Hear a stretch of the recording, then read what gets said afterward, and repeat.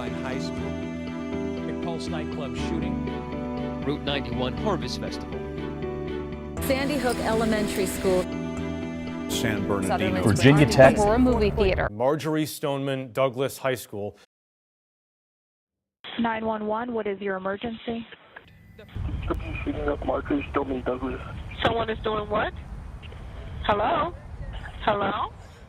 Marjorie Stoneman Douglas High School is being shot up. Is being shot up? Are you at the school? I can't hear you. Are you at the school? Gunman killed 17 people and wounded 16 at a high school in Parkland, Florida. That steady stream of gunfire breaking out at 2:21 p.m. Oh my God! A school employee immediately calling a code red. Students were supposed to be going home. Instead, some would stay huddled together on lockdown for hours. Authorities tonight say 19-year-old Nicholas Cruz has confessed to being the gunman, and the former student arrived in an Uber carrying an AR-15 rifle inside a soft black case. Samantha, first I want to know how you're feeling. I know you did get some bullet wounds, and I know your best friend was shot right next to you. Yeah. Do you know how she's doing? Yeah. Have you been able to hear what happened to her? Yeah, unfortunately, she didn't make it.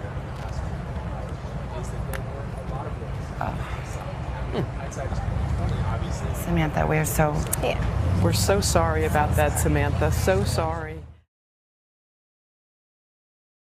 Parkland, Florida has become ground zero for gun control activism. The survivors of the deadly school shooting in Florida say they're turning their anger into action as they try to prevent another tragedy. Survivors of the Marjorie Stoneman Douglas High School massacre are mobilizing with a message for their elected officials.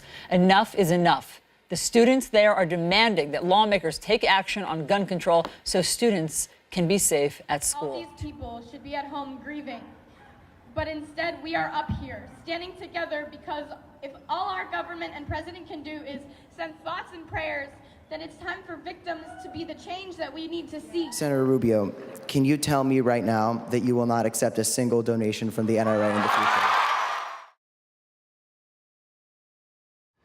Now, whether you like the kids or like what they're saying, and you may, but you should be opposed to this because kids should not be used to advance political agendas, anyone's. Why? Because they're children. They're not old enough to have the perspective that adults do. That's why we don't let them vote or drink, or if today's protesters have their way, buy guns. We're worrying about protests and walkouts? We need sit-ins, as in sit in class and learn. Gun control wouldn't have prevented what happened yesterday. In fact, the proposals that I have heard wouldn't have prevented what happened yesterday, aside from making sure that schools are that if people want to be able to protect themselves, teachers, educators, and are trained and willing to do so, they can. Been told that we need to listen to the children and do what the children ask. Are there any children on this floor? Are there any children making laws? Do we allow the children to tell us that we should pass a law that says no homework? Or you finish high school at the age of 12 just because they want it so? No. The adults make the laws because we have the age, we have the wisdom, and we have the experience. Tonight on social media, right-wing conspiracy theories going viral about David Hogg, a 17-year-old Parkland shooting survivor. The unsubstantiated claims say he's a crisis actor, a trained actor who takes advantage of tragedies for political gain. The conspiracies first surfaced Monday when the fringe website Gateway Pundit posted videos and articles accusing Hogg of memorizing what they call lines when he stumbles on camera. Actually, that was a bad choice because the janitor... Sorry. Okay, you're fine, David, you're fine. Adding that Hogg and his fellow students are defending the FBI after it missed warning signs because his father is a retired FBI agent. Leveraging social networks to mobilize faster than most movements before it, according to experts who study the rise of social and political movements. 1 week after the shooting, the Never Again Twitter handle is verified and has more than 81,000 followers. In just a few days, student leaders have crowdsourced more than $3 million through online campaigns and celebrity donations. They're also handling their own crisis control by directly responding to critics. This morning, 17-year-old Parkland shooting survivor David Hogg is winning his fight with Fox News host Laura Ingraham. Welcome to the Ingraham Angle. On Wednesday, Ingraham tweeted a story from a conservative news site that described Hogg as a gun rights provocateur. Ingraham writing, David Hogg rejected by 4 colleges to which he applied and whines about it. Hogg, who has more than 600,000 Twitter followers, encouraged his supporters to boycott advertisers sponsoring Ingram's show. In just 2 days, at least 8 sponsors now say they're either pulling their ads or have no plan to buy ads in the future. Exclusive interview with Ed Stack. He's the chairman and CEO of Dick's Sporting Goods, the nation's largest sporting goods retailer. And just moments ago, he released an open letter announcing that Dick's will no longer sell assault-style rifles, no longer sell firearms to anyone under 21 years of age, no longer sell high-capacity magazines. He's here to explain why. Good morning, Ed. Thanks, this is a dramatic move. Tell us why you're taking it. Well, thanks for having me today to talk about this. And as we looked at what happened down in Parkland, and we were so disturbed and saddened by what happened, we felt we really needed to do something. And so we've decided not to sell these assault weapons any longer in any of our stores, and the other things that we talked about. School shooting, Maine retailer LL Bean is following Dick's Sporting Goods and Walmart. They will no longer sell guns or ammunition to anyone under 21. Alex, your own Senator Marco Rubio says that more gun laws won't do anything, that anyone who wants to commit violence is going to find a way to get a gun. If you think that, Senator Rubio, then change the way it's easier to get a gun. Okay? If you think it's too easy to get a gun, do something about it. Make it not easier to get a gun. March 24th on the March for Our Lives is only the beginning. This is the first march, but I can guarantee it will not be the last. We will be marching for the 17 we lost at our school. We will be marching for everyone we lost at the Newtown Sandy Hook shooting, at Columbine, at Virginia Tech, in San Bernardino, Orlando, at the Pulse shooting, and at Las Vegas. This is only the beginning. The march for us, it's this display of unity amongst everyone, because everybody is uniting under this cause. There's so many people now that are being vocal and outspoken when they weren't necessarily that way before. But it's more than that. It's a chance to not be ignored, because when there are hundreds of thousands of people marching on Washington saying do something, it's kind of hard to ignore that when it's such a loud and clear voice. And that's our goal here, is to have that loud and clear voice.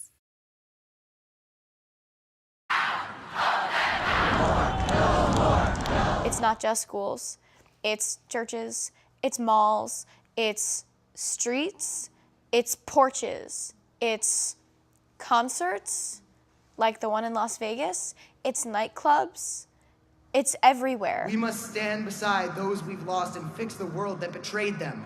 This doesn't just happen in schools. Americans are being attacked in churches, nightclubs, movie theaters, and on the streets. But we, the people, can fix this. I have lived in South LA my entire life and have lost many loved ones to gun violence. This is normal. Normal to the point that I've learned to duck from bullets before I learned how to read. Chicago has been at the forefront of gun violence for a very long time, with 650 people being murdered in the year of 2017 and 771 being murdered in the year of 2016. But that's not it. Gun violence travels in places like Florida, Baltimore, Washington, D.C., Los Angeles. It happens nationwide. I know many people who have lost loved ones, friends and family on a regular basis due to gun violence. I'm here to represent the hundreds and hundreds of thousands of students who live every day in constant paranoia and fear on their way to and from school. At this moment, please raise your hand if you have been affected by gun violence to honor the ones you have lost. Everyday shootings are everyday problems. Now, make sure everybody in Washington hears us. Everyday shootings are everyday problems. My name is Trevon Bosley, and I'm here with the brave youth leaders of St. Sabina, and I'm here to speak on behalf of Chicago's youth who are surrounded and affected by gun violence every day. I'm here to speak for those youth who fear they may be shot while going to the gas station, the movies, the bus stop, to church, or even to and from school. I'm here to speak for those Chicago youth who feel their voices have been silenced for far too long. And I'm here to speak on behalf of everyone that believes a child getting shot and killed in Chicago or any other city is still a not acceptable norm.